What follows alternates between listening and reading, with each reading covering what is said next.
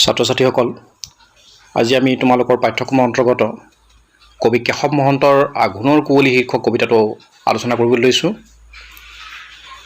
আঘোণৰ কুঁৱলী শীৰ্ষক কবিতাটোৰ কবি হৈছে কেশৱ মহন্ত।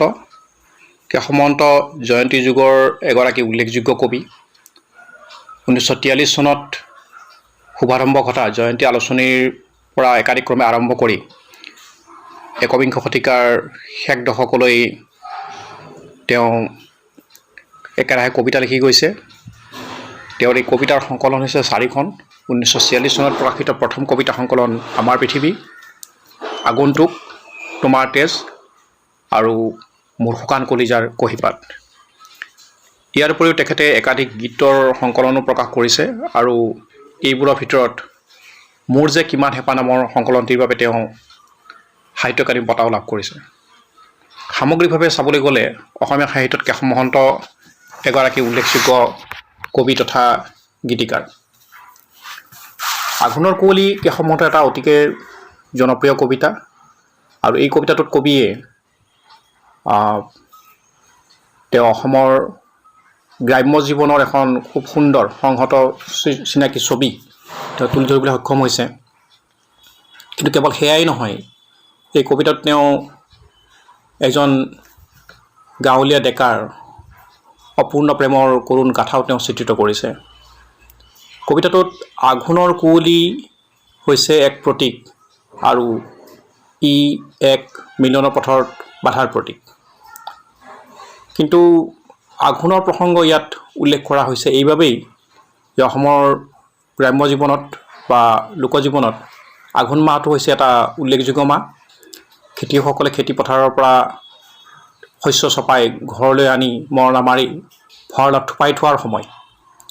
সেয়েহে এই আঘোণ মাহটো অসমৰ গ্ৰাম্য জীৱনত এটা পৰিপূৰ্ণতাৰ সময় আৰু ইয়াৰ ভিত্তিতেই এই কবিতাটোত কবিয়ে অসমৰ গ্ৰাম্য জীৱনৰ আঘোণ মাহৰ খুব সুন্দৰ চিত্ৰ, বিশেষকৈ পথাৰৰ ছবি এখন তেওঁ চিত্ৰিত কৰিছে।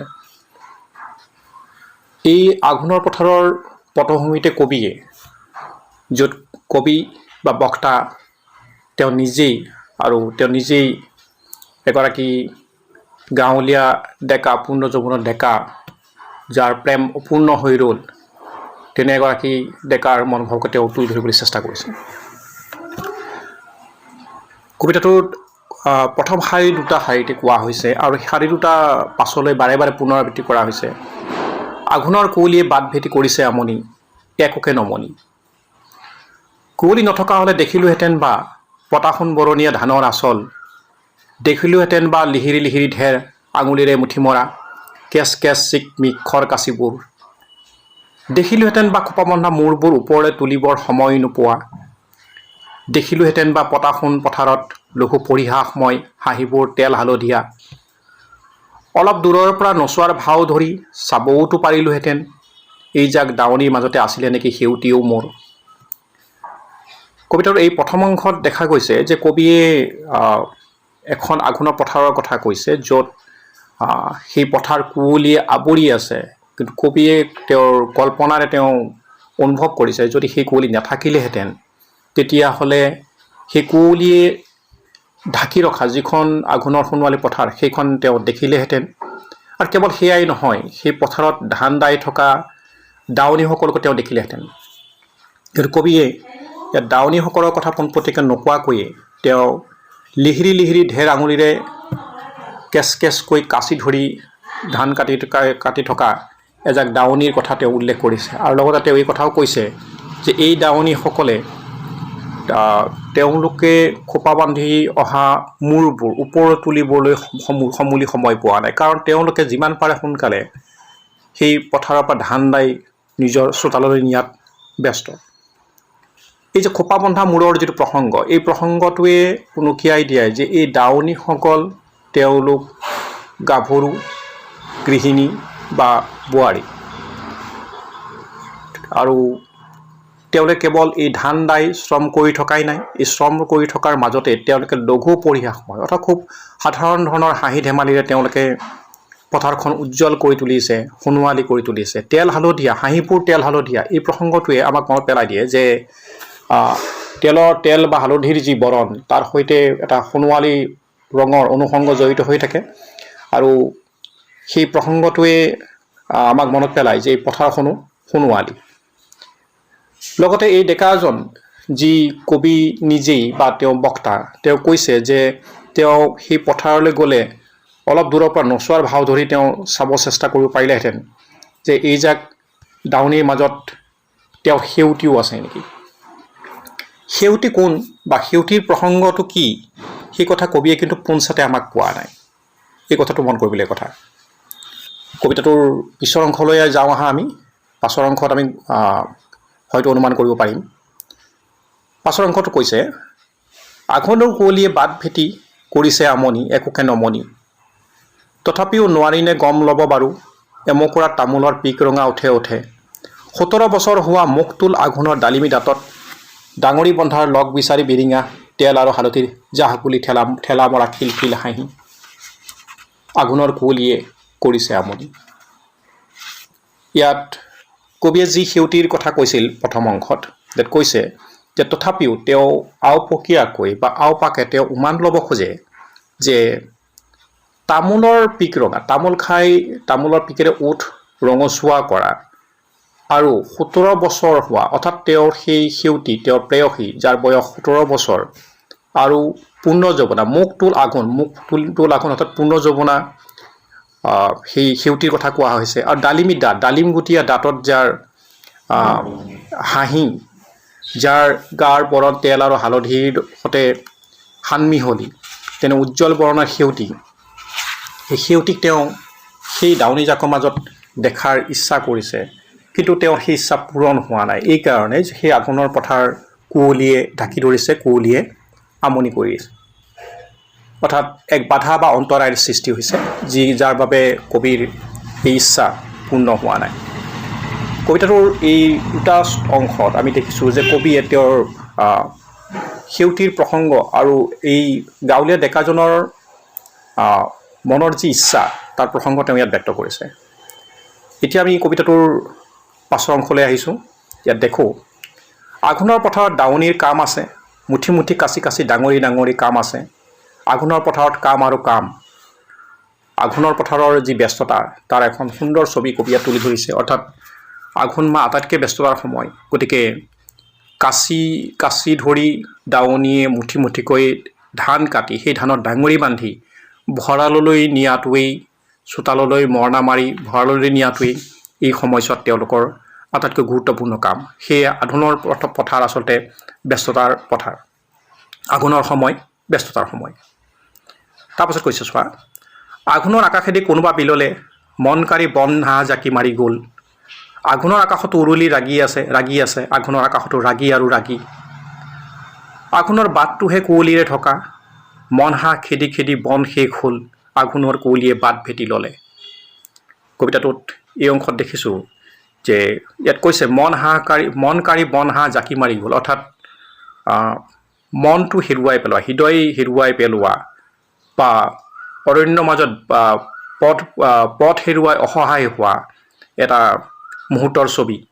আৰু ইয়াত কৈছে যে আঘোণৰ আকাশত উৰুলিলেগৈ, অৰ্থাৎ আঘোণৰ যি আকাশ, সেই আকাশ সেন্দুৰ বৰণীয়া, সোণ বৰণীয়া, আৰু এই সোণ বৰণীয়া ৰংটোৰ সৈতে কবিয়ে উৰুলিৰ প্ৰসংগটো কৈছে যে উৰুলিৰ ৰাগি আছে। উৰুলিৰ প্ৰসংগটো ইয়াত আহিছে যে ইয়াত বিয়াৰ প্ৰসংগ, কাৰণ অসমীয়া গ্ৰাম্য সমাজৰ বিয়াত উৰুলি দি পেলাই মাংগলিক ধ্বনি কৰা হয়, আৰু সেই উৰুলিৰ ৰাগি তেওঁ আঘোণৰ আকাশত প্ৰত্যক্ষ কৰিছে। আৰু কবিয়ে নিজৰ প্ৰেয়সীৰ সৈতে অৰ্থাৎ সেউতীৰ সৈতে ঘৰ কৰাৰ যি সপোন বা বাসনা, সেয়া ইয়াত স্পষ্ট হৈছে। তো কবিৰ অৱচেতন মনত নিহিত হৈ থকা বা এই গ্ৰাম্য ডেকাজনৰ মনৰ অৱচেতন নিহিত হৈ থকা প্ৰেয়সীৰ সৈতে তেওঁৰ মিলনৰ যি ইচ্ছা, সেই ইচ্ছা এই অংশটোত পৰিস্ফুট হৈছে।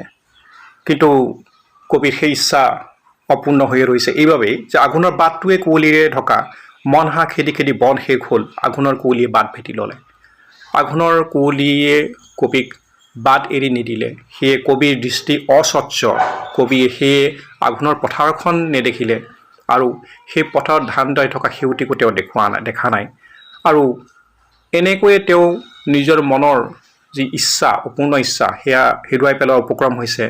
আৰু তেওঁৰ জীৱনৰ সেই ইচ্ছা অপূৰ্ণ হৈ ৰ'ল সেয়া কিন্তু সম্পূৰ্ণ নহ'ল। কিয়?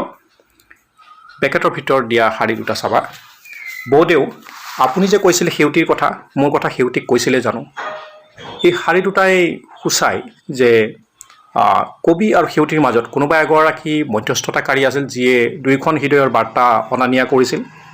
কিন্তু সেই বৌয়েকগৰাকীয়ে বা কবিৰ সেই সম্পৰ্কীয় ব্যক্তিগৰাকীয়ে তেওঁক সেই সেউতীৰ কথা কৈছিল, কিন্তু সেউতীক তেওঁৰ কথা কৈছিলে নে নাই সেয়া কবিয়ে নাজানে, যাৰ বাবে হয়তো তেওঁৰ হৃদয়ৰ বাৰ্তা সেউতীৰ ওচৰলৈ নগ'ল আৰু তেওঁৰ সেউতীৰ সৈতে মিলন সম্ভৱপৰ নহ'ল। শেষৰ চাৰিটা শাৰী। আঘোণৰ কুঁৱলীত ধাননি লুকালে, আঘোণৰ কুঁৱলীয়ে ধাননি ঢাকিলে, আঘোণৰ কুঁৱলীতে সেউতী হেৰালে, ডাঙৰি বান্ধিম বুলি তৰাজুলি তোলাতে থাকিল। আঘোণৰ কুঁৱলীত সেই ধাননি হেৰাই থাকিল, কাৰণ কবিয়ে যিখন আঘোণৰ সোণালী পথাৰ বা ধাননি প্ৰত্যক্ষ কৰাৰ দেখাৰ তেওঁ ইচ্ছা প্ৰকাশ কৰিছে সেয়া তেওঁৰ সম্ভৱ হোৱা নাই। সেই আঘোণৰ পথাৰ কুঁৱলীয়ে ঢাকি ৰাখিছে আৰু সেই কুঁৱলীতে এদিন সেউতীও হেৰাই গৈছে। অৰ্থাৎ কবিৰ জীৱনলৈ সেউতী নাহিল আৰু কবিৰ সেই প্ৰেম গাথা অপূৰ্ণ হৈ ৰ'ল। আৰু ডাঙৰি বান্ধিম বুলি তৰাজুলি তোলা থাকিল, অৰ্থাৎ তেওঁ নিজৰ ঘৰ কৰাৰ বা সংসাৰ কৰাৰ, সেউতীৰ সৈতে সংসাৰ কৰা তেওঁ যি হেঁপাহ সেয়া অপূৰ্ণ হৈ ৰ'ল, সেয়া অসম্পূৰ্ণ হৈ ৰ'ল। গতিকে এই কবিতাটোত আমি সামগ্ৰিকভাৱে দেখিবলৈ পাইছোঁ যে কবিয়ে নিজে এজন গাঁৱলীয়া ডেকাৰ ৰূপত তেওঁ নিজকে উপস্থাপিত কৰিছে আৰু এই ডেকাজনে তেওঁৰ মনৰ মাজত থকা তেওঁৰ হৃদয়ৰ যি প্ৰেমৰ আৱেগ, সেই আৱেগক খুব কৰুণ ৰূপত এই কবিতাটোত ব্যক্ত কৰিছে। কেশৱ মহন্তৰ কবিতাবোৰৰ ভিতৰত আৰু সামগ্ৰিকভাৱে চাবলৈ গ'লে অসমীয়া কবিতাৰ ভিতৰতো এই কবিতাটো এটা অতিকে জনপ্ৰিয় কবিতা, অতিকে চিনাকি কবিতা। আৰু এই কবিতাটো আমি দেখিবলৈ পাইছোঁ যে কবিয়ে এগৰাকী গাঁৱলীয়া ডেকাৰ যি তেওঁৰ নিষ্পাপ প্ৰেম, তেওঁৰ সেউতীৰ প্ৰতি থকা তেওঁৰ যি আৱেগ, সেই আৱেগক ইয়াত খুব সুন্দৰভাৱে ব্যক্ত কৰিছে। কিন্তু কবিতাটোৰ সামগ্ৰিক পৰিণতি কিন্তু কৰুণ, কাৰণ শেষলৈ সেউতীৰ সৈতে কবিৰ মিলন হোৱা নাই আৰু সেউতী তেওঁৰ জীৱনৰ পৰা হেৰাই গৈছে। দ্বিতীয়তে এই কবিতাটোত দেখা গৈছে যে ইয়াত আঘোণৰ কুঁৱলী, বাৰে বাৰে আঘোণৰ কুঁৱলীৰ প্ৰসংগৰ কথা কোৱা হৈছে। আঘোণৰ কুঁৱলী কিন্তু আচলতে এক ধৰণৰ বাধাৰ প্ৰতীক, যি বাধাই কবিৰ জীৱনৰ ইচ্ছা, কবিৰ সপোন বা সেই গাঁৱলীয়া ডেকাজনৰ সপোন পূৰ্ণ হোৱাত বাধা বা অন্তৰায়ৰ সৃষ্টি কৰিছে। এই কথাটো মন কৰিবলগীয়া। তাৰ পৰা আমি কবিতাত দেখিবলৈ পাওঁ যে অসমৰ গ্ৰাম্য জীৱনৰ চিত্ৰ, বিশেষকৈ আঘোণ মাহৰ অসমৰ গ্ৰাম্য জীৱনৰ যি ব্যস্ততা আৰু পৰিপূৰ্ণতা, সেই খেতি পথাৰৰ পৰা ধান দাই ডাঙৰি বান্ধি চপাই চোতাললৈ আনি মৰণা মাৰি ভঁৰালত থোৱালৈকে অসমৰ গ্ৰাম্য জীৱনৰ মানুহৰ যি ব্যস্ততা, সেই ব্যস্ততাৰ খুব সুন্দৰ ছবি, গ্ৰাম্য জীৱন এখন খুব সুন্দৰ নিভাঁজ ছবি কবিতাটোত তুলি ধৰা হৈছে। আৰু কবিতাটোৰ আটাইতকৈ আকৰ্ষণীয় দিশটো হৈছে যে কবিতাটোৰ যি লয় বা ছন্দ, আমি দেখিছোঁ যে কবিতাটো পঢ়ি গ'লে ইয়াত এটা সুৰে ক্ৰিয়া কৰে আৰু এই সুৰ বা ইয়াৰ লয়ে সামগ্ৰিকভাৱে পঢ়ুৱৈ বা শ্ৰোতাৰ মন টানি ধৰে বা আকৰ্ষণ কৰে। কেশৱ মহন্তৰ আঘোণৰ কুঁৱলী কবিতাটোৰ সম্পৰ্কত আমি সামগ্ৰিকভাৱে এই কথাখিনি ক'ব পাৰোঁ। ধন্যবাদ।